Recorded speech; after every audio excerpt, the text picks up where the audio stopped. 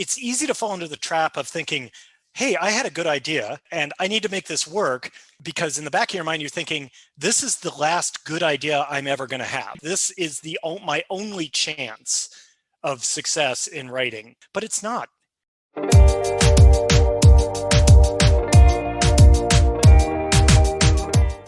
Hi, welcome to Write Off, a podcast about writing rejection and how people get through it. I'm Francesca Steele, a journalist and writer based in London, and writing rejection has been a subject close to my heart ever since I didn't manage to sell my own first novel last year. If you're interested, you can hear a little bit more about that in the intro to the first episode in this series. My guest this week is Andy Weir, a fantastically funny and very original novelist, and also a lot of fun to interview. Andy is best known for his book The Martian, a bestseller about an astronaut accidentally abandoned by his crew on Mars and made into a Ridley Scott blockbuster starring Matt Damon. What you may not know is that Andy had self-published that book a few years before it was picked up by an agent and a traditional publisher. And even though it had been wildly successful on Amazon, Andy hadn't even considered trying to find an agent, after being rejected by more than 20 agents for an earlier novel in his 20s, had left him with a feeling that he simply wasn't good enough. Well, a lot's happened since then, and I think it's fair to say that Andy clearly is and was good enough. He's now promoting his third published novel, Project Hail Mary. Like The Martian, this is a very zippy, funny and inventive book based around a space mission. Andy and I talked about how Project Hail Mary repurposes stuff from earlier failed projects and how negative reviews make him feel. He also has some very funny things to say about how you can tell you're getting better when your friends start criticising you more. You can buy Andy's books in all good bookshops, and I've also just set up a link to an online bookstore where you can find books by all my guests. The link is uk.bookshop.org/shop/Francesca Steele. So here's Andy. I've been writing since I was a teenager, and my first full-length novel that I finished was in my early 20s, and it sucked.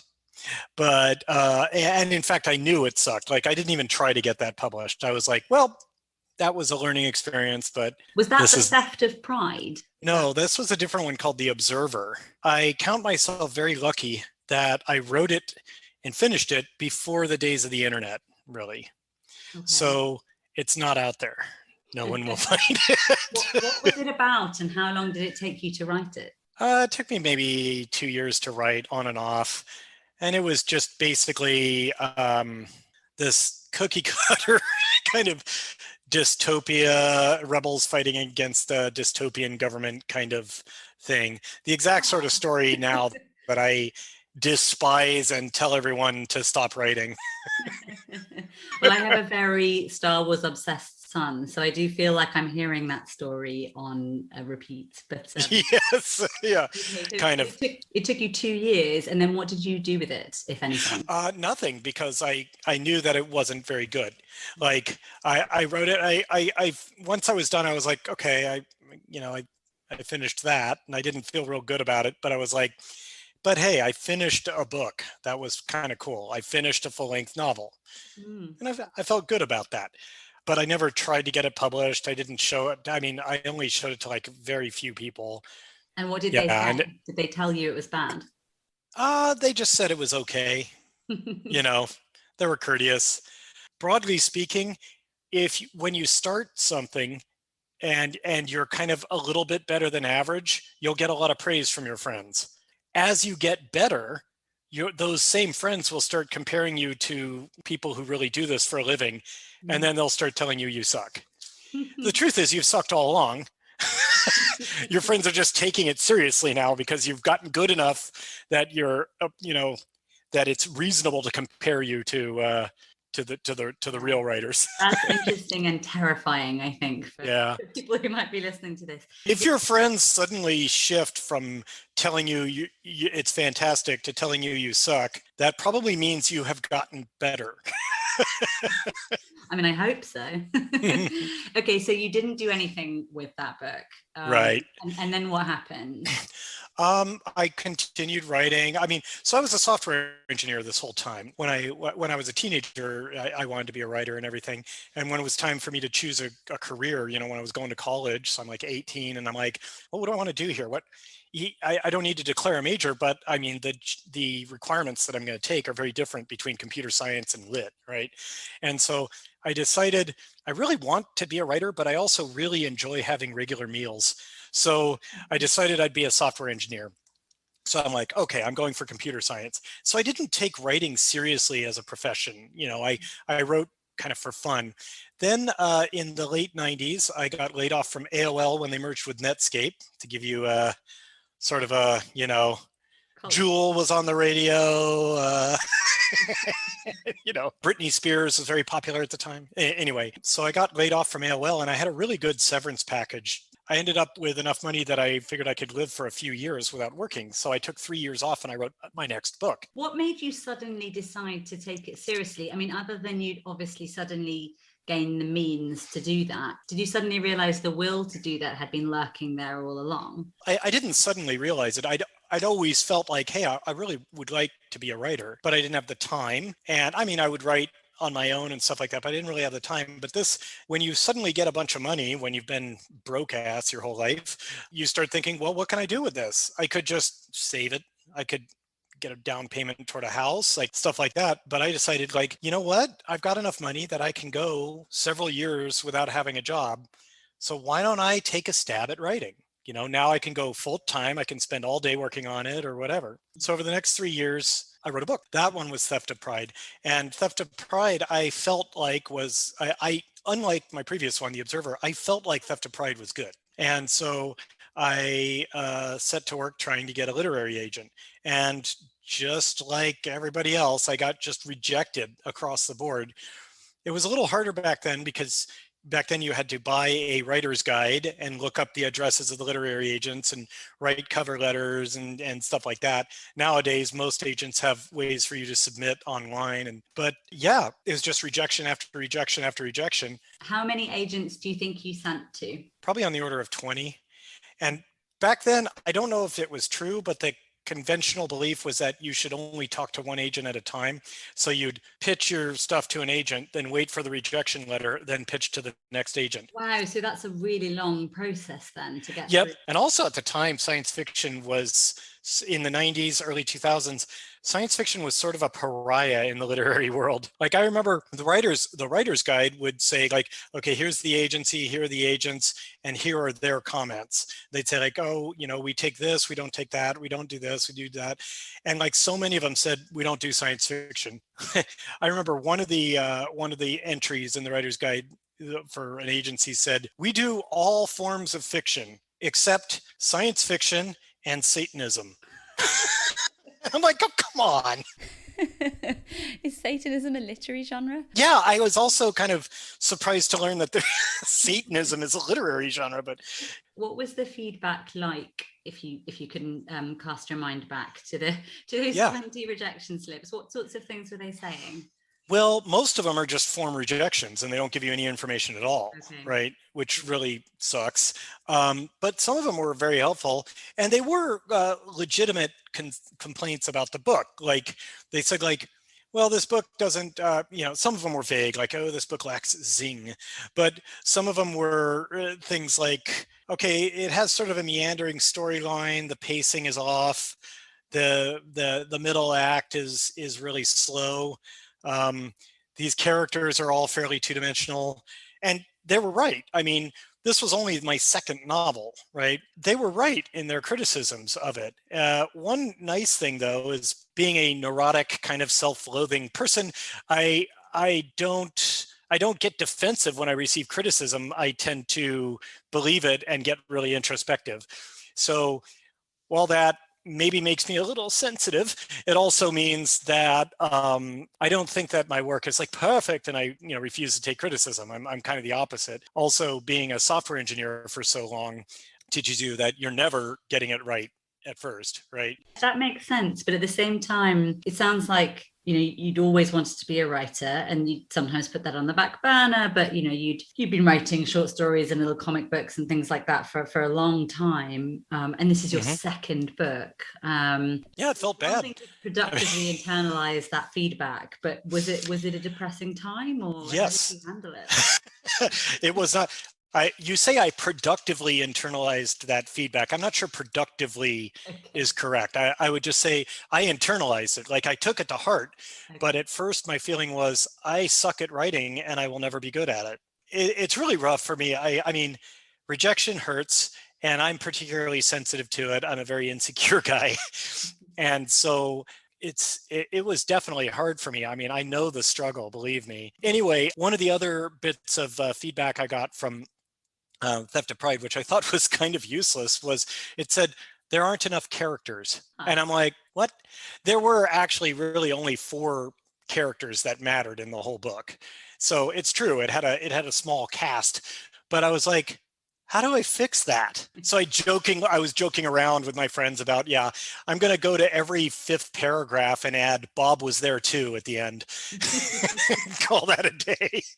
You're doing something really interesting with the form there, Yeah, I don't know. But so I guess I know exactly what I was doing wrong with my mindset back then, and it might be worthwhile for your listeners to hear this. My problem was I didn't have a lot of faith in myself, and I felt like it's easy to fall into the trap of thinking, hey, I had a good idea, and you genuinely did, and I need to make this work, because in the back of your mind you're thinking, this is the last good idea I'm ever going to have. I'm never going to come up with another cool idea for a book like this.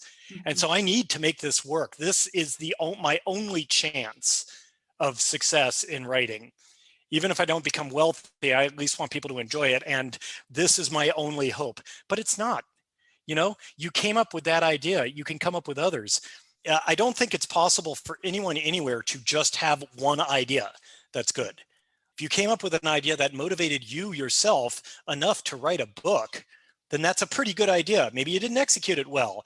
Maybe you completely dropped the ball on the execution. It takes a long time to learn how to do that right. But you have to learn to kind of divorce yourself from the work and say, like, okay, maybe the stars didn't align on this. Maybe this was a good idea executed badly. Maybe I could take parts of this and make a different story, which, by the way, my next book, Project Hail Mary, is that exact process. Oh, right. Which I'll get to in a second. But maybe I just need to set this aside and think of a new idea. And it's hard to believe when you don't have an idea in your head, it's hard to believe that you will eventually come up with something clever, because you can't just sit there and go like, all right, I'm going to come up with something clever. You have to, I mean, it comes to you when you're taking a shower or you're taking a walk, or you get the kernel of an idea that you expand a little bit, and then it connects to some other idea you've had in the past, and you're like, oh, these two dovetail together nicely. And it starts coming together. So I would recommend to your listeners, don't get married to your work, to any given piece. Sure. I think that's really good advice. Did you find it difficult in terms of, you were perhaps quite exposed because you'd taken this time off for 3 years? Yeah. And presumably people knew what you were doing with that time. So did it feel kind of humiliating anyway to have people sort of see you as having taken that time off to write a book and then the book not find an agent? Or strangely, no, I didn't feel like embarrassed by it or anything, because I knew that it only had a low chance of success. And so, when I told my friends about it, I always presented it as like, well, I'm trying this out. Probably won't work, but this is a good time in my life to take these sorts of chances. And so we'll just see what happens. So it's not like I went to everybody and I'm like, haha, losers, I'm going to publish a book soon and you can bite me. No, it was like, there's no shame in failing to get into an incredibly difficult industry. I think that's absolutely right. I just know that I certainly felt like I sort of wished I'd never told anyone I was doing it in the first place, because it would have been easier to sort of scurry back to my writing desk and just try again without the noise of other people's expectation or disappointed expectation or whatever. Well, as I like to say, Give a man a book, you entertain him for a night. Teach a man to write, you give him crippling self-doubt for life. Yes, crippling self-doubt, but in your case, a professional writing career, which sounds like a lot of That's fun. true, but I got there in a roundabout way. I think it's so interesting. So Theft of Pride didn't find an agent, and you went No. back to being a software engineer. Yep. Then how many years later did you start writing The Martian, which I believe you started writing and very quickly started publishing in installments on your website? Is that right? That's right. So let's see. I gave up on Theft of Pride and went back to work, I think in 2002. And I started writing The Martian in 2009. And in the intervening 7 years, I was writing other things. I was always writing stuff. And now that the internet was a thing, I decided, okay, well, I'm a computer programmer now. This is my job, but I can still write and I can post things to my website for fun. And so I had a loyal following of about 3,000 regular readers, which sounds like a lot, but it took me like 10 years to build that up. And that's you know, an average of one new reader per day. It's like, and I was writing all sorts of stuff. I was making comics. I was writing short stories. I was writing fan fiction, like Doctor Who and Sherlock Holmes fan fiction stuff. And I was also writing some serials, 3 different serials at the same time. I would just write on whichever one I felt motivated on. And one of those was The Martian. So I would post a new chapter of The Martian about every 6 to 8 weeks. And I'd get feedback from my readers, and I would correct science errors because my readers were all nerds. So they'd all tell me when I had mistakes. And I'd fix that stuff. And that was, I never took it seriously. And I also never imagined that this book, which is basically a long series of algebra word problems, would ever get mainstream. I thought I was writing it for this tiny, tiny niche of hardcore science dorks that were my regular readers on my site. These are people who want you to show the math, And you do. And I actually think it's a remarkable achievement that, I am not particularly scientifically literate. I'm certainly not astrophysics literate. And it's very, very readable and very enjoyable. And I think that comes down to your character, Mark Watney, and his voice. He's a very funny, optimistic, but also sort of slightly disparaging guy, and he's great fun to be with. And I wanted to ask you if, like, how much you had planned this novel, because when you're delivering something incrementally like that, it's harder to go back and change editorial stuff. I know you were changing errors that some of your readers told you about, but I wondered how much you had of the story before you started, and also how quickly Mark's voice came about. Well, Mark's voice came about right away. The first part that I wrote is the first chapter. It was very easy for me because it's just basically my own personality. Mark Watney is my personality, but take all the bad parts of my personality and get rid of them. Take all the parts of my personality that I like and magnify them, and that's Mark Watney. He's smarter than me. He's funnier than me. He's scientifically minded. He's sarcastic and all that stuff like that. He doesn't have any of my many neuroses. He's the idealized version of me. He didn't write a best-selling book, though. Yes, that's true. So his voice was pretty straightforward. As for planning it out, I had only the barest, like when I first started it, the first few chapters, I didn't have any idea where I was going to go with it. I thought maybe I'd be writing an open-ended serial. Like this guy would just be stranded on Mars for like chapter after chapter after chapter and, whatever else. And I just see where it took me. Then I started thinking like, okay, well, this is a closed loop story. This is like, okay, this has to have a definite ending. And so I came up with, like, my original idea was that he was just going to be stuck on Mars and he was just going to survive long enough for the Ares 4 mission to arrive on Mars. And he was just going to be there at the landing site. Hi. And they were going to be really surprised. But then as I wrote it, I was like, okay, well, obviously NASA's going to eventually, they would have to eventually notice that he's still alive. How do you not notice that? And so that's where the story started to come together like that. But at first, when I was writing it, I didn't have any intention of having the NASA characters or any of that stuff. And then I came up with that and I'm like, okay, this is really cool. I got to do this. But as for writing it, you say, yeah, as a serial, story, I was posting it, but I also told all my readers, hey guys, you're basically watching me create a book. So I'm just giving you fair warning. I might go back into earlier chapters that you've already read and make significant changes. So I didn't have any problem with making major edits. What I would do is I would email everybody and say like, hey, everybody, I know that, we're on chapter 7 right now, but I made a bunch of changes to chapter 3. And so you can either reread chapter 3 or here's just a list of the relevant plot points from chapter 3. Okay. And did you, because actually, I think the book is so well structured, it really doesn't feel like you sort of made it up as you went along in a way. It feels very planned out because these various parts slot together. So actually just basically in The Martian, there's a guy called Mark Watney who's an astronaut who's been on a space mission to Mars and he gets stranded there accidentally. They think he's dead. And he essentially works out all these incredible ways to extend his potential life on Mars till the time he hopes someone can come and get him. And he plants potatoes in Martian soil with the help of a bit of Earth soil. He works out how to communicate with Earth. He works out how to make water. It's pretty incredible. But yes, at later stages, we get other people's perspectives as well. So we get the perspective of NASA, and we get at some points we get a perspective of some other countries and so on. And so that type of stuff is just stuff that came to you as you went, or is that the type of thing you went back and sort of changed later?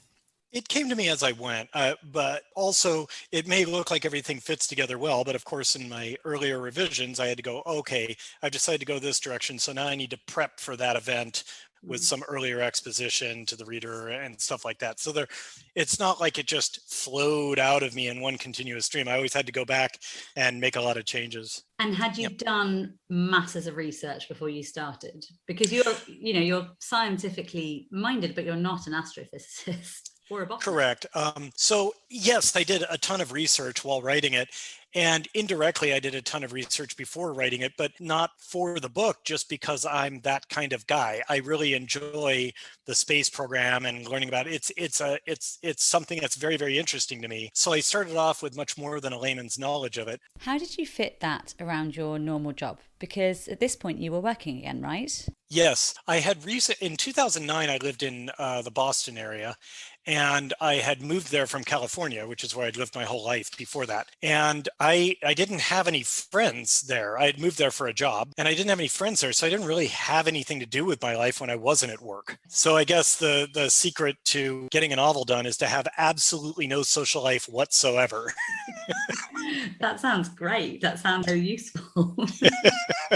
So what made you decide, once you'd started posting and realizing that it was going down quite well, how come you didn't think to maybe try an agent again? I just didn't believe that I had like the right stuff. I had given up. Basically, I assumed, well, I'm just not a good enough writer to make it in the industry. So I'll just lurk online, make my little stories to my little audience. That'll be that creative outlet. Ultimately, it wasn't until the book was done and I posted it to Amazon as a self-published novel that an agent approached me, and then things really got rolling. Okay, so The Martian was posted in increments. For how long did that? About 3 years, from 2009 to 2012. And then, correct me if I'm wrong, your readers said, you need to put this on Kindle. Basically, my website is just kind of like ghetto. It's just like text, And so the readers were like, hey, I'd rather read this as an e-reader. Can you do that? So I made an e-reader version, posted that to my site. And then other people said like, hey, I'm glad there's an e-reader version, but I don't know how to download a thing from the internet and put it on my e-reader. Can you just post it to Amazon so I can just get it through their system? I was like, sure. And Amazon requires you to charge at least 99 cents. So I charged 99 cents and it really took off. And so the sales were really high. That's where it kind of like really burst into the mainstream and people were really buying it and it was selling a lot. I was toward the top of the Kindle bestsellers and stuff. That's when I was approached by an agent. It must have been so incredible. I mean, given that you didn't even want to charge for it initially, what did that feel like? It felt good, but I also didn't really know it was as successful as it was. It's like, oh, I'm selling 500 copies a day. Okay, that seems pretty good, but I'm selling them at the bare minimum price. And I don't know, maybe people buy stuff all the time on Amazon. I don't know. You were selling 500 copies a day? Yeah. Do you mind me asking how much money you made from that? Practically nothing. I mean, I think I'd sold a total of 30,000 copies before Random House bought the rights. And then when they did, I had to stop doing my self-published version, right? So the price was 99 cents and I would get a third of that, I think. So I was getting like 33 cents per sale. So 500 copies, I guess I was getting, well, it's pretty good. I guess about $100 a day ish. I remember I posted it in September and I think it was January when Random House bought the rights. And during those 4 months, I sold about 30,000 copies. Wow, so it actually all happened really quickly from that Yeah, point. it really did. Slow and then very quick. It's one of those lightning in a bottle things where I'm like, well, I don't know what I did right. Yeah, so was it strange to find yourself with representation and a publisher at that stage? Because you'd resigned yourself to not even seeking it. Yeah, I mean, it was really surreal. I didn't expect my life to go this direction. And I also, even at that point, I just assumed like, wow, The Martian is doing really well. I got really lucky. I'll probably make a little bit of money off of this and I can tell my friends at work about it. Then life will go back to normal. I never imagined it would be this phenomenon and then end up getting this blockbuster movie made and launching my writing career. So I'm extremely grateful that that happened. And, I struggle with the imposter syndrome all the time. Did you edit it much with the publisher? Not that much. My editor liked it pretty much the way it was. It was just line by line edits. It's like, oh, this sentence is clumsy or this paragraph is not really conveying this right. But there weren't any significant structural changes. So interesting, because it's not like perfecting a meal and, you burn it once or twice and then the third time you get it right. This is 2 years for your first book and 3 years for your second. And then suddenly with your third, after no luck before, you've got a massive deal, tons of readers and a Ridley Scott movie. It's extraordinary. Yeah. And I mean, a lot of that, it can't be overstated. A lot of that is luck. Okay. I think I wrote a pretty good book, but the level of success that it got, a large part of it is just because things lined up such that it was a type and style of story that Hollywood was thinking would be a good idea right at that time. The Martian got greenlighted shortly after Gravity was in theaters, and Gravity did really well. So studios are like, oh, okay, maybe a sci-fi thing. There's so much luck involved in a film adaptation, and a lot of the sales of The Martian, I have the film to thank. It's like $100 million ad for my book. Something your listeners would probably be more interested in, while it's probably fun for everybody listening to this to kind of vicariously ride along on my journey, what might be more interesting to know for them is that even after my success with The Martian, I had a bunch of failure. After The Martian, I was riding high and the publisher said, we want another book from you. And I said, okay, I've got this epic space saga. It's actually one of the other serials that I was working on my website at the time. It's called Zhek, Z-H-E-K. Yes, I was going to ask you about that because that was initially announced as your follow-up, right? Right. It was going to be my next book. And I was so confident about this. I was like, this is going to be my magnum opus. This is going to be book one in a series. And like The Martian, successful as it is, that's going to be seen as my The Hobbit. But now Zhek is going to be my big thing. This is going to be what's incredibly successful. This is my like Game of Thrones and space kind of thing. Tons of plots, tons of characters, all this interesting crap going on all over. So like a space opera style sci-fi. So I spent a year working on it. I got about 70,000 words into the manuscript. For reference, The Martian is about 100,000 words long. And once I was 70,000 words and a year into this project, I was looking at it and I said, this sucks. It wasn't any good. The plots were too complicated. The characters were not interesting. The story was going nowhere. It was just this meandering mess of plot lines that no rational human could keep track of. And there was no way to pare it down or streamline it because it was it's an epic tale. And so all these other things need to happen or I'm not telling that story. And it's just nothing was working. Nothing was clicking together. I was still in the first act. So it was going to be this 900-page tome that no one would want to read or something. So did you show it to your agent or editor? I had been sending them chapters as I wrote it. And so I was feeling like, I don't see how this can be saved. And so I told my editor, I said like, hey man, I would like to just back burner check the entire project. I would just like to basically hit the big red reset button and write a completely different book instead. And at that point, by the way, I'm under contract on this. They've given me the advance, And so I said, like, I want to write a completely different book for you is that okay? And I'll need, by the way, another year on my deadline, please. And they said yes, because they also knew that Jack wasn't working. They'd Wow. been reading the chapters and they knew that I was really struggling with it. So that sucked. I mean, that was a real low for me. Coming off the success of The Martian, then getting to the point where I had to basically abandon a book with my publisher's enthusiastic support because it just wasn't working. Do you think you persisted longer with Shek because you were under contract? Do you think maybe if you'd just been doing your own thing, you'd have kind of figured out what was wrong with it, or that there was something ultimately wrong with it earlier? I don't think so. I think I persisted with Jack because I really believed in it. And it took me a long time to realize that it just wasn't working. And also I came away from that feeling like Jack still is an awesome story concept. I'm just not a good enough writer to tell it. It's such a complicated and detailed story and requires a lot of character nuance and stuff. And I still to this day feel like the reason Jack failed was because I'm just not a good enough author to portray such a complicated story and keep it flowing along nicely. I was working on Jack right away, and within a year of my success on The Martian, I was feeling like a complete incompetent hack. I was in that mode of thinking, I've had my one good idea. Yeah, and I suppose that feeling never really goes away. But I mean, it's Oh just no. interesting to hear it phrased as in, oh, I just realised that I wasn't a good enough writer. Because to that, I would say, everybody has their different strengths. The Martian and Project Hail Mary, their strengths seem to me to be, character and dialogue and these like wonderful space stories but they're quite like character centric, and they have these wonderfully zippy main characters who you really, really want to spend time with in amongst this complex terminology. So I wonder Well, if you were thank you. just, writing the wrong book for you rather than not good enough. I was definitely writing the wrong book for me. And still to this day, I feel though, I feel like a failure because I wasn't the right writer for that book. But there is a silver lining to this story, which is that I basically, oh, wait, no, there's still more dark times to go through. So after I shelved Jacques, I wrote Artemis, and I felt a lot better about it.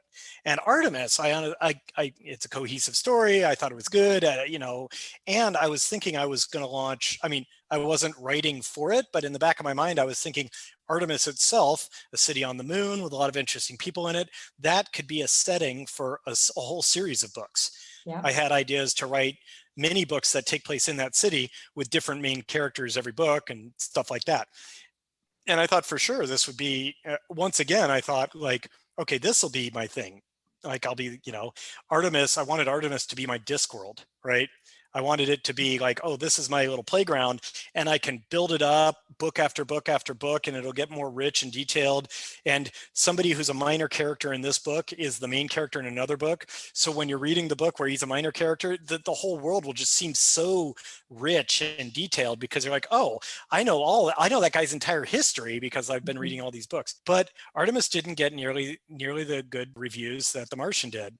A lot of people didn't like the main character. I made her kind of too flawed, maybe a little unlikable. A lot of people just had a hard time rooting for someone who was so much the agent of her own problems. And so I got a lot of negative feedback. Most people say it's like, on a 5-star system, it's like a full star less than The Martian. And that made me feel bad because once again, I was like, wow, I thought I'd done a great job, and it's just not getting a lot of good reaction. And it just felt like, I mean, it's not a dud. It was very successful commercially, but I think anything I wrote after The Martian was going to be successful commercially. And But it's interesting that you're, because you'd connected so well with readers before, despite having then been traditionally published and, made quite a splash, your key concern is still, well, are people enjoying this as much as they enjoyed? Well, yeah, of course, that's my job. And I felt really bad about it because it reinforced every little insecurity I had. First off, I'm like, okay, maybe The Martian was the only good idea I'll ever have. Second off, maybe I'm not a good writer, and maybe The Martian wasn't even that good. Just people liked the fact that it was, decently good, and the story of this self-published guy, like the backstory of The Martian itself, made them root for me as an author so much. But now that I'm an established author and part of the system, now I'm under the normal scrutiny that real authors go under, and I'm not measuring up. It's a bad feeling. But now I will tell you the silver lining of all this misery. Yes, do. As it came time to write my third book, I kept thinking about Jek, and I'm like, okay, Jek didn't work. But there are some little nuggets of things in Jek, some concepts, some very cool ideas that I had. So I used Jek for parts. So Jek had, among other things, a fuel that was in Jek. It was a technology, but it had this fuel called black matter, and it would absorb any electromagnetic radiation, any light, and absorb it and turn that energy into mass, and then it would store it as mass until you wanted to use it for propulsion. Then it would turn it back into light and use light as propulsion. With that kind of spaceship fuel, if that existed, it follows all the laws of physics. If you had something like that, you could easily travel to Mars with like a few hundred kilograms of fuel, as opposed to modern spaceships where 98% of the entire mass of the ship is just the fuel to get there. And I thought, man, that's neat. Maybe I should just write a story about just black matter. And I'd say, it can take place modern day. I don't need this gigantic epic aliens, all the crap like that. It'll just be people on Earth, modern day, acquire or discover black matter, and they start doing stuff with it. And then I'm like, well, that doesn't make any sense. There's no way that we could invent something like that with current technology. So they would have to find it. And if they find it, the only explanation is aliens, right? And then it's like, why is it here? What is it doing here? And why? And then I'm like, well, black matter, it takes energy and makes more black matter out of it. That sounds kind of like energy and make more humans out of it. So I thought, well, what if it wasn't a technology? What if it was a life form? And then I'm like, why does it need all this energy? And I thought, well, as the author, I want to use it to propel myself through space.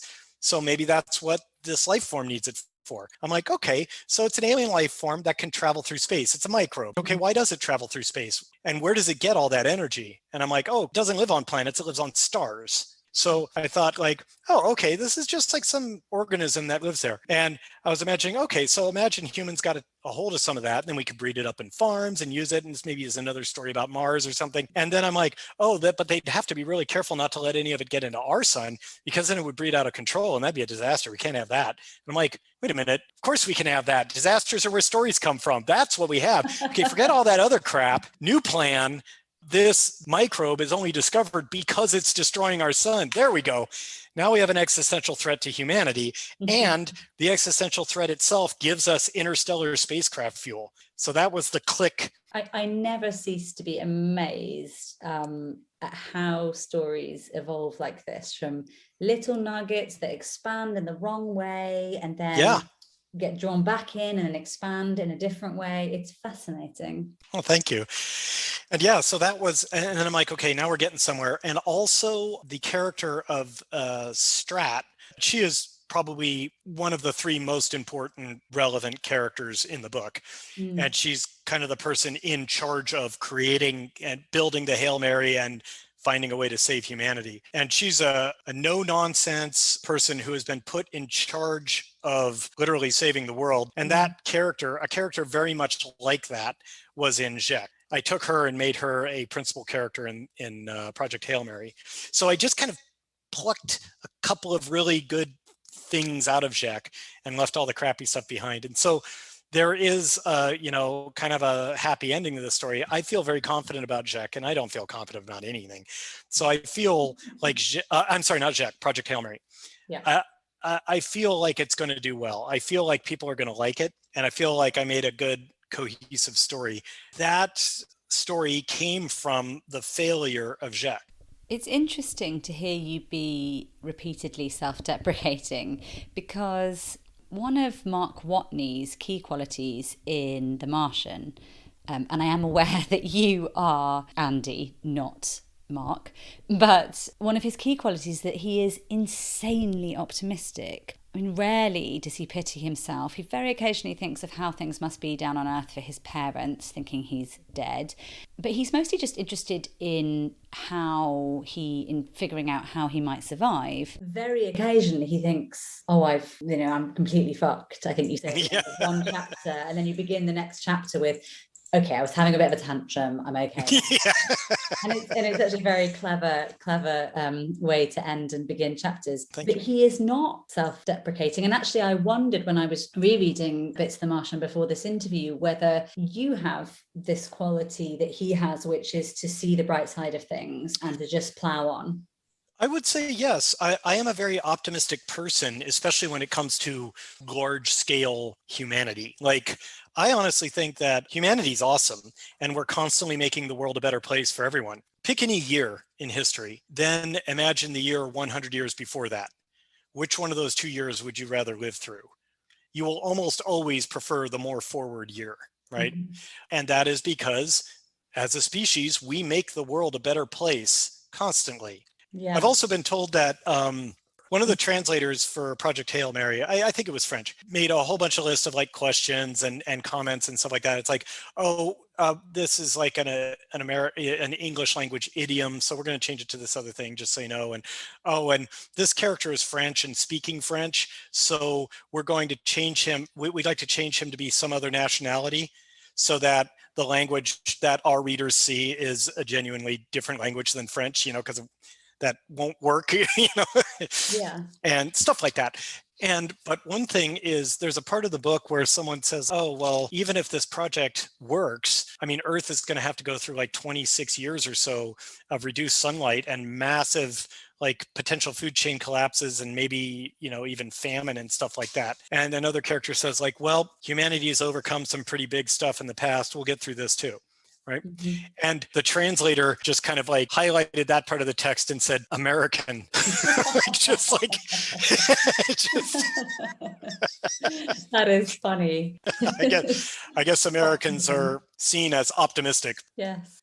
Can I ask you a little bit before we go about your writing process and about whether that's evolved over your Well, kind of I hit these little journey? keys, these buttons, and then that turns into letters in my document. And no. Well, I mean, the hardest thing for me is writing the first draft, which obviously is, well, that's just really obvious.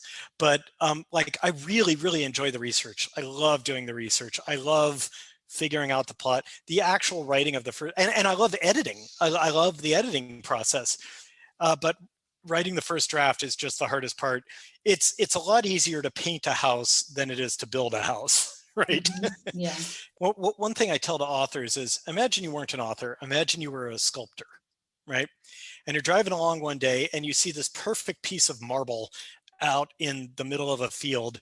And you realize that this would be a great piece of marble to make a statue out of. And you buy it from whoever owns it, and you get a bunch of friends together or whatever. Or actually, no, you have to do it yourself. You have to get a winch and everything like that to put it in a truck, and then you have to drive it to your studio, and then you have to do a bunch of like back-breaking labor and grunt work to get the thing into your studio. And now it's finally in your studio, and you've got your hammer and your chisel. That whole section there, that was the equivalent of writing a first draft. Mm. Your story now is still just a lump that needs a lot of work, but you've done the back-breaking part. Yeah.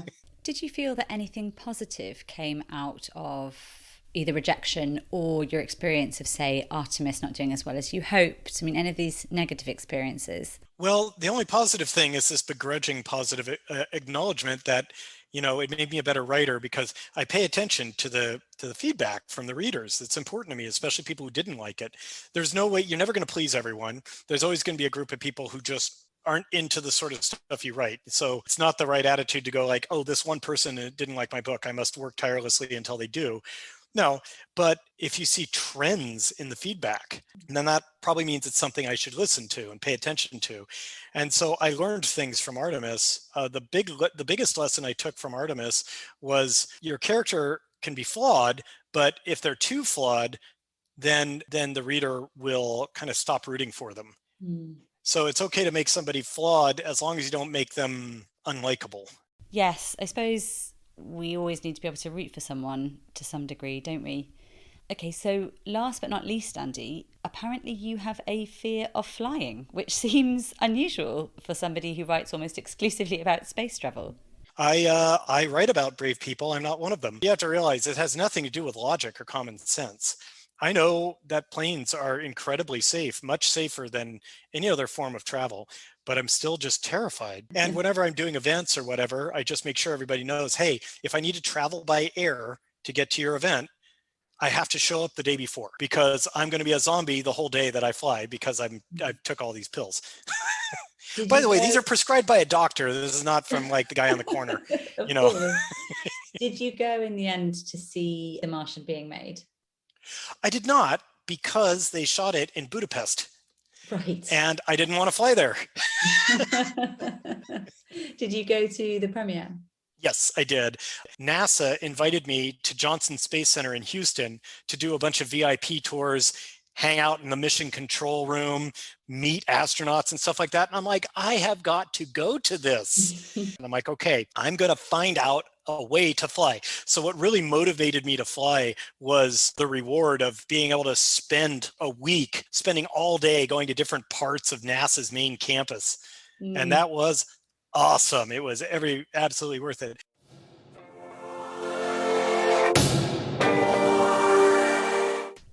Thank you so much for listening to Write Off. I hope you've enjoyed it. If you do have a chance to leave a review or rating, I'd really appreciate it. You can do that in your podcast app, and it really helps people find the podcast. Plus, it just makes me feel good, to be honest. Guests still to come on the podcast include Catherine Heine, Julian Fellows, Anne Napolitano, Alex Wheatle, Michelle Roberts, Harry Parker, Phoebe Morgan, and Douglas Stewart. You can also find me on Twitter. I'm at Francesca Steele with an E at the end, so do come over and say hello. Hopefully see you there. Thank you. Bye-bye.